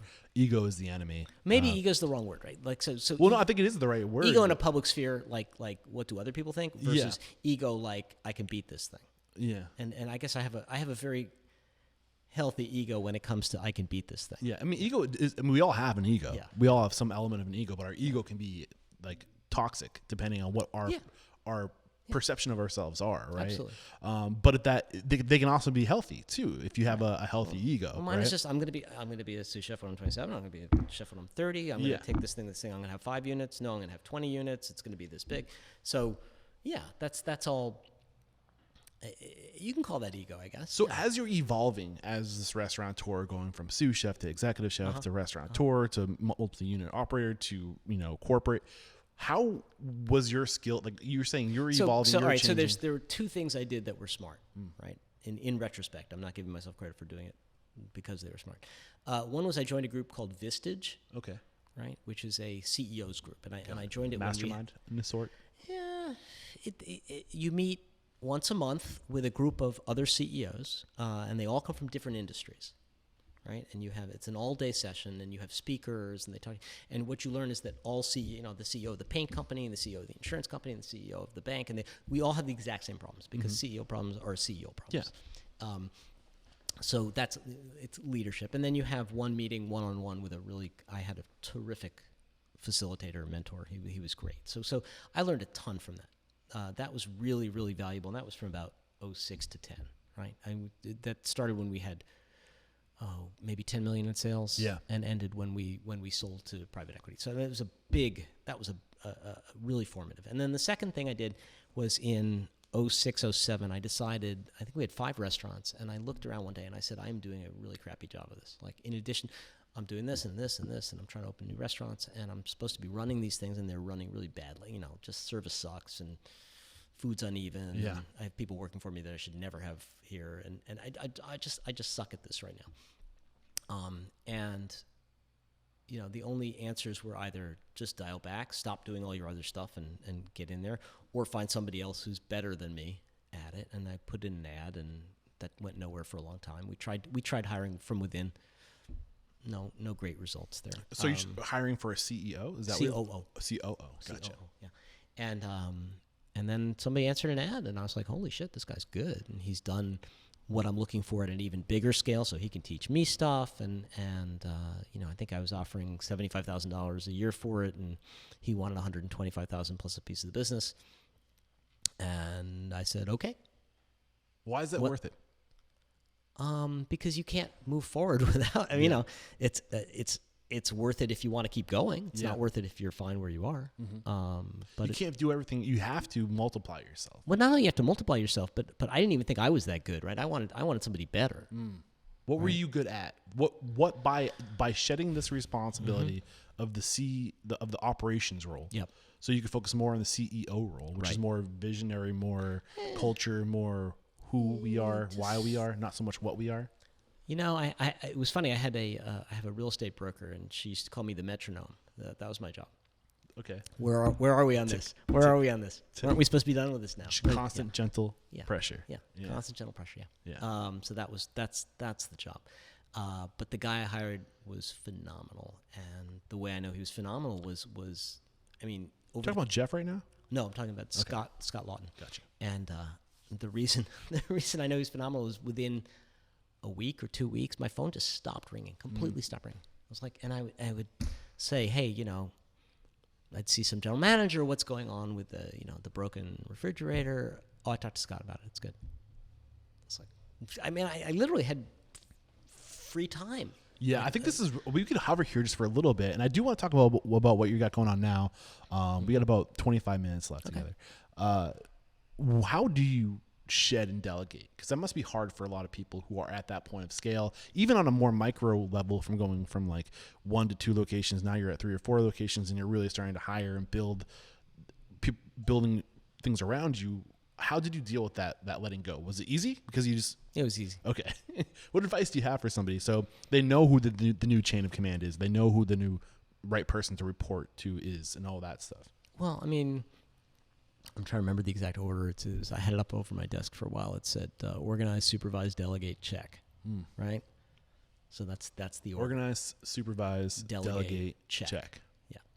And people like to do it without the check part, right? Because you've delegated something doesn't mean you're done with it. It means somebody else is doing 95% of it. You're still in charge of 5%, the 5% that nobody else can do, and you're still in charge of making sure it got done. Got it. Like handing it off to somebody is not the same thing as delegating. Delegating is, instead of doing 100% of a job, you do 5% of a job, which means you can now do 20 jobs. Yeah. Then the 5% you're doing is proofreading and signing. Right? Checking. Yeah, checking. And in order to check, you need a system to check, right? Yeah. So we were absolutely insane manic about, we have cameras, but when it was still hard to get cameras and they were expensive and nobody was doing it, we had cameras in every restaurant in every corner, and we had secret shops constantly, and our managers hated it. We'd have managers come to us and they would say, I've never had. This is what I'm really interested in. You said that you have systems for checking. So cameras, secret shoppers, what are the other systems? Comment cards. What else? Now, of course, everybody does it for you. Yelp does it for you. Everybody. But I would say Ovation is probably the new comment card. I don't know if you're familiar with Ovation, but it's but I don't feedback. I don't like technology in general. So our comment cards were cards. Yeah. You stuck them in the check presenter, and we still have them because it just depends on the restaurant, right? I mean, we're not quick service. We want you to feel a little old time. We still have a book with a pencil in the front. But if you're not continually sniffing your armpits, you can't do this job, right? I mean, that was, and again, that's maybe getting to your question about the mentality. And when I trained managers, I used to tell them there's something wrong here. Like I would walk around the dining room and I would say, okay, I just went to the dining room. There's 3 big problems. Go find them. And I would go stand at the front door and wait till the manager came back, and he would say, yeah, well, there's this, and there's this, and there's this. And I'd say, great. I said, I actually didn't find any problems. I just want you to understand that there's always 3, at least 3 problems. There's always problems. Yeah. So why are you standing at the front door? Yeah. Get out there. I mean, because that's my belief, is there are always problems. You're just trying to solve as many as you can. And I think it's a good thing to just accept that the's always 3 problems. There's always 3 problems. Because you'll drive yourself crazy if you're like, why is it never perfect? Because it's never going to be perfect. Restaurants are like, running a restaurant is like doing laundry. It's not, if you do it, it doesn't mean you don't have to do it again tomorrow. You have to do it again tomorrow. You fixed all your problems tonight. Everybody's happy. Great. Tomorrow morning, start all over. Yeah. So all your employees love you right now. Fantastic. Tomorrow, 3 of them will hate you. get used to it. So in 2015, it seems like you kind of did the same thing you did with their COO, where you're saying, I need to remove myself. I need to relinquish myself from these responsibilities, find somebody who's doing it better than I can. Yeah. In 2015, you replaced yourself as CEO. I didn't quite replace myself. I didn't replace myself till 17. Okay. Jeff came in 15 as president, right? I mean, it was a trial thing, right? Yeah. And he was very good. I do minimal research. I don't. That's okay. No. I hired somebody who, I mean, you can't. I mean, it's a moving target, right? Yeah. We were well over 2,000 employees at the time. You don't just hire somebody and in a week say, here's the new CEO. I mean, he had to meet everybody. He had to like the company. The company had to like him. He had to learn what it was that I did all day long. It's like a probation period almost. Not probation. It's just learning. It's just training. But 2 years to bring somebody in and then hand them the keys is not that long a time. So at this point, 2015, 2014, are you starting to think are you thinking exit strategy now? Are you thinking I need to remove myself, put layers between myself and the business? So I was thinking in terms of 5 years, and I actually was thinking I'll bring somebody in, it'll take 2 years, and they won't work out, and then I have to bring somebody else in. But it did work out. It did, yeah. So it was a little earlier than I thought it would be. But you know, if you're, I mean, I think if you're a responsible CEO of a large company, and you want to replace yourself, you need to think in 5-year terms. Yeah. You got to be ahead of this shit for sure. Especially the bigger you get, the further out you need to be, because that turn takes a lot slower, Exactly. a lot longer. So, I mean, I don't want to get too much into the sell with Del Frisco, because I don't think everyone that's listening to this is am I saying that correct? Del Frisco. Yeah, Del Frisco. Yeah. That was in 2018. I don't think many of the people listening to this, the majority of my listeners aren't at that level of 30 unit operators who are. Well, we could talk about the first private equity event, which I think many of them are probably closer to, right? Like, which is. Yeah. Well, I also want to make sure we have the speed round. It's 11:40 right now. Okay. It's your interview. Your time. Yeah. Well, I want to make sure I respect your time too. We do have the speed round, but I do want to give it time, just maybe 10 minutes to kind of just address what your life is today, how you've evolved. I know you're working with a bunch of, you have at least 3 titles that I found as of right now. I'm on 4 restaurant boards. I'm on the board of Hickory Tavern in the Southeast. I'm on both the Barcelona and the Bartaco boards, which are now independent companies. And I'm on the board of Upward Projects, which is a company based in Arizona that has a brand called Postino. So who is Andy today? Oh, I'm semi-retired and ADD. That's all. That's all. Yeah, I have a zillion projects. I'm on the board of a restaurant tech company, which is really interesting to me. Wisely? Yep. Mm-hmm.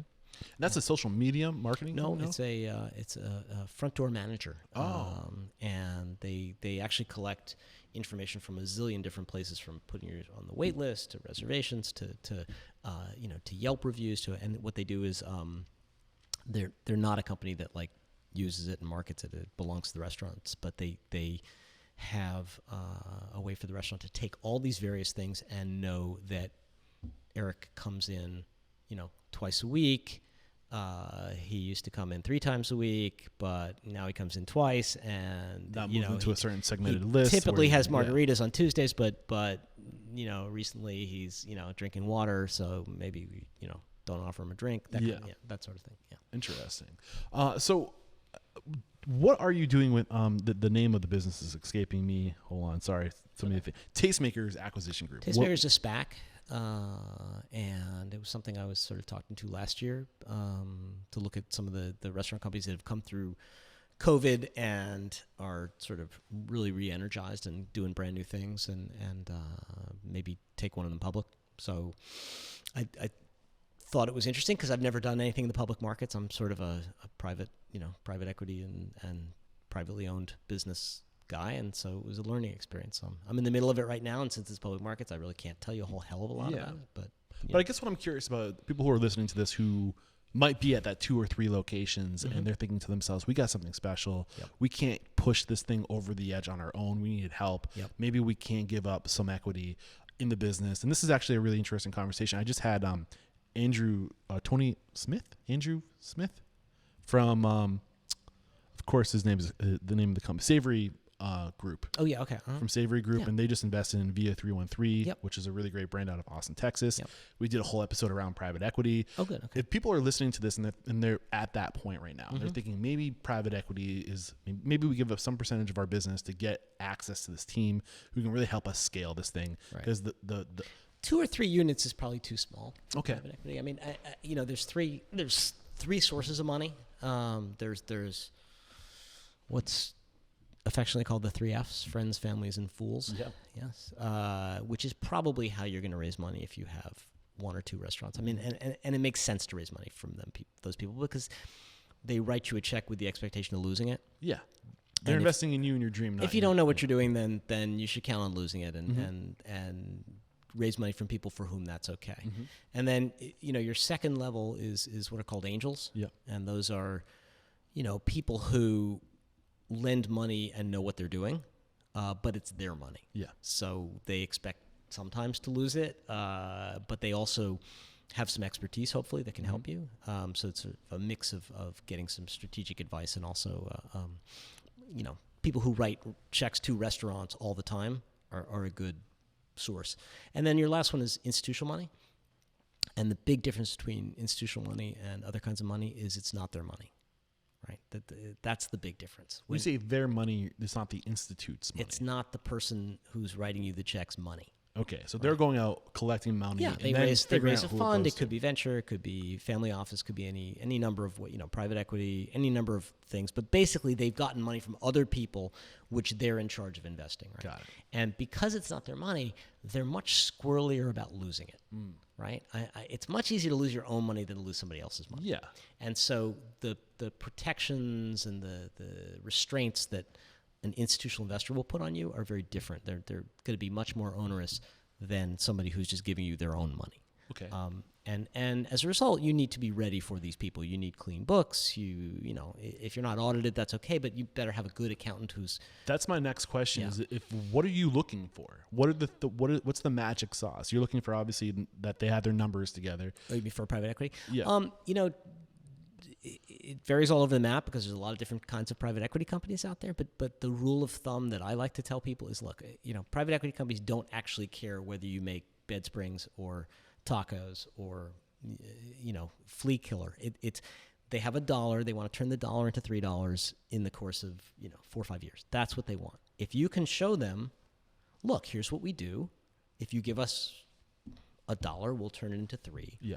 They're Here's our interested. Projection. Here's our pro forma. Exactly. This is where we're going. Exactly. Yeah. But it's again, it's other people's money. You can't just say, I had this brilliant idea. Let me show you how it turns $1 into $3. That's not of interest to them. You have to show that you've done it. It's replicable. The only thing standing in your way maybe is cash right now and a little bit of expertise. But in general, you've got your act together. You've done this a few times. You've done it in different places. They're looking for trends, and that trend is continuing. They're looking for a company that knows what they're doing, has the kind of management and staff that can grow quickly, and is willing to do it over and over and over again. That's what they're looking for. Interesting. Anything we have not discussed up to this point that you're stuff. hoping that you think that you could speak to, that would be a special little nugget of knowledge that Okay, I I've can been doing get this for only 40 years. I can do this. There's all kinds of stuff, but that's okay. We only have we got the time 15 we have. minutes left. So one question I ask all my guests before we go to the speed round is Okay. the mission statement is to inspire, empower, and transform the industry. Mm-hmm. Who are you today? Who's the Andy today versus the Andy back in 1996? How have you transformed? That's an interesting question.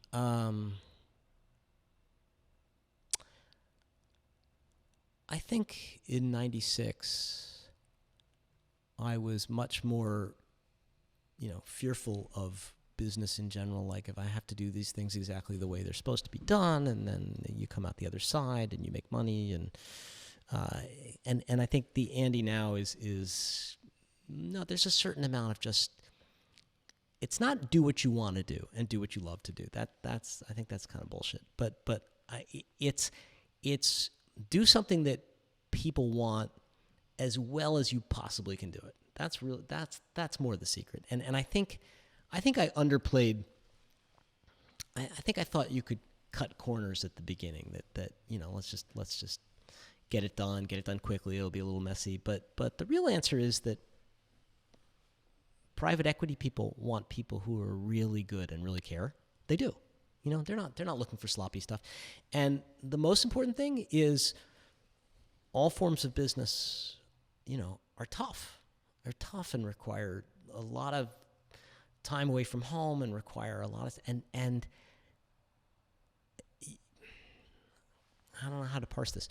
It's not about doing what you love. What you love may be knitting, right? And nobody cares, and you're not going to make a lot of money knitting. But whatever it is that you've decided to do, do it really, really well. You have to look at yourself in the mirror every day. If you can't look at yourself in the mirror and know that whatever it is, you're doing it as well as you possibly can, it's a very, very tough way to live. And I think Andy in 1996 didn't understand that as well as, and that's what I would say has really changed. It's like everything I'm proud of at 60 was because I just said, you know what, that's not good enough, and busted my ass. Yeah, just do the work. Put just the energy into the work. Just do the work. Just do the work. Yeah. We are back, and the first question I have for you is, what is your it factor? A habit, a trait, a characteristic you believe most contributes to your success? Focus. I knew that was going to be the answer. What is your biggest weakness?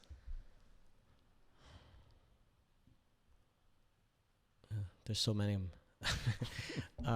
My biggest weakness is, I don't know, I can just be kind of a didactic pain in the ass. How do you overcome that?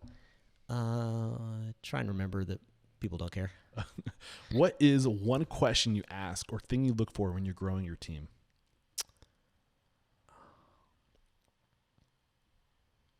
They have to believe in the mission, way beyond, the immediate job. Yeah. It has to be something they care deeply about. What's your biggest challenge today? And this is usually as somebody answering as a restaurateur. You've kind of, I was going to say, yeah, taking your restaurateur hat off. Well, I mean, the restaurant challenge, because I'm still on all these boards, is staffing. Yeah. And how are they overcoming it? There's no good way. We're in a sea change right now. Yeah. I think everyone's just riding it out as best they can, and there will be an answer. I just don't know what it is yet. Yeah. Share one code of conduct or behavior you teach your team. This is a way to be, a way to act, a core value.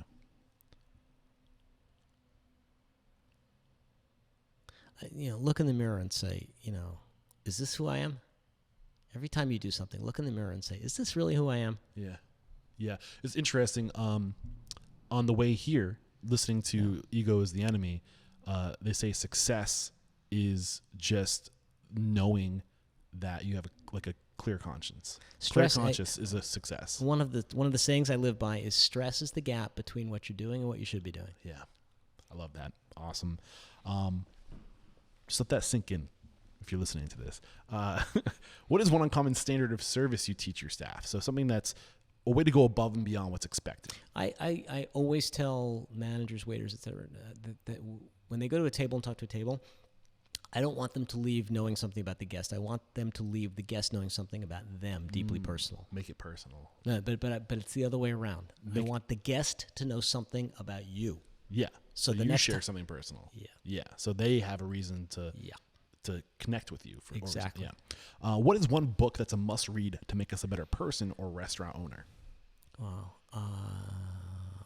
you know what? I've never read anything better than Carnegie. Dale Carnegie, How to Win Friends and Influence People, and that's when it comes to being a manager, an owner, a manager, how to deal with people. Yeah, great book. Also on audio, if you head over to audibletrial.com/unstoppable, you can get that one on us if you're not already an Audible member. And I don't know about you, do you listen to audiobooks? Absolutely, yeah. It's a game changer. If you're not listening, especially in the restaurant industry, we don't have a lot of time to sit down and read.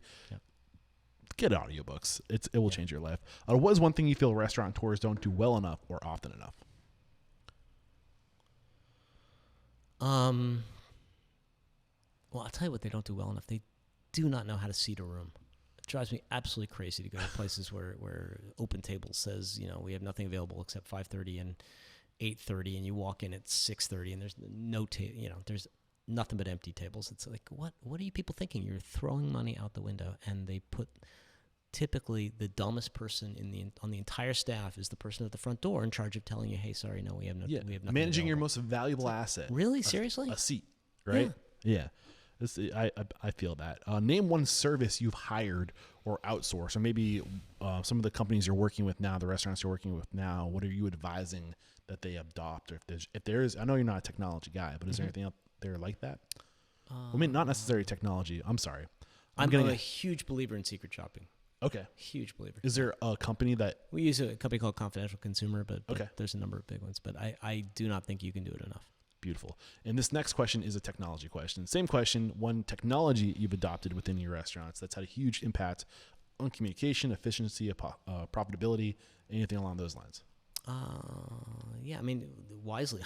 The reason I'm on their board is because I love the product. I think they're marketing automation, so they'll know everything about you, and they'll put you just say, okay, I want to send, a quick advertisement to everybody who drinks margaritas more than once between the age of 20 and 25, and So at its core, it's email marketing and data. No, at its core, it's data. Okay. And one of the things you can do with it is marketing. Okay. So you pull that data to segment and communicate. You can't. It will pull it for you. You don't have to do the work. You can just say, "This is, I just want to reach these people," and Beautiful. It already knows who they are. But it also allows you at the front door when you come in to say, "Eric, man, we haven't seen you since I would love to learn more if you want to. And I don't know if you know anybody over there.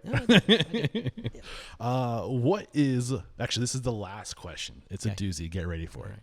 If you got the news, you'd be leaving this world tomorrow. Okay. All the memories of you, your work, and your restaurants would be lost with your departure, with the exception of 3 pieces of wisdom you can leave behind for the good of humanity and for your legacy. What would those 3 pieces of wisdom be? Good. Okay. It's a loaded one. It is a loaded one. It's a really hard one, too.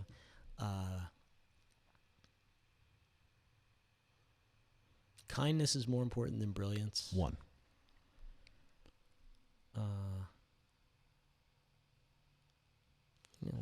What you tolerate becomes your standard. 2.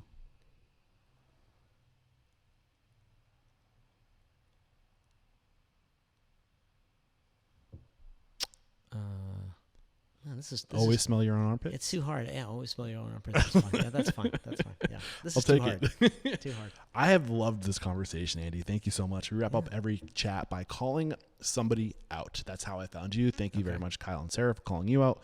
Who do you respect and admire in this industry? And if there were a guest on the show, you'd be absolutely tuning in. Lauren Bailey. Lauren. You will have a great interview. Look out, Lauren. I'm coming after you. Where's she based? Arizona. I'm coming to Arizona, Lauren. Look out. I'd love to connect. And how can we connect with you if maybe we're interested in private equity or Wisely or anything else? What's the best way Shoot to me an connect? email. I'm easy. I have no assistant. I answer everything. What's your email? Andy@bartaco.com. It's an old one, but it still works. Beautiful. Andy, thank you so much. This has been a real pleasure talking with you. There is no questioning. You are unstoppable. Thanks. We'll cut it there. Thanks, Eric. It was fun. Cheers.